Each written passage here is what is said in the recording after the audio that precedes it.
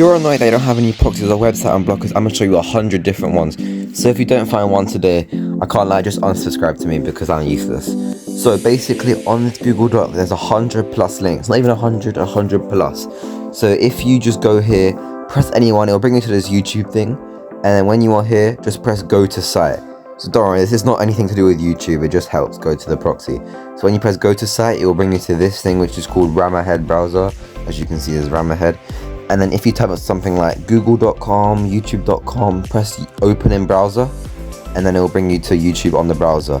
But if you want to go into another browser, just press youtube.com and then press open AB cloaked or open direct. Press one of them, and as you can see, it made a new tab for you and you can open YouTube in that as well. So no matter what you do, it will probably work, but just try all three if one doesn't work. And if the link doesn't work, there's the 99 other ones, so don't worry about that as well. And yeah, as you can see, these things will load, and as you can see, YouTube is starting to load.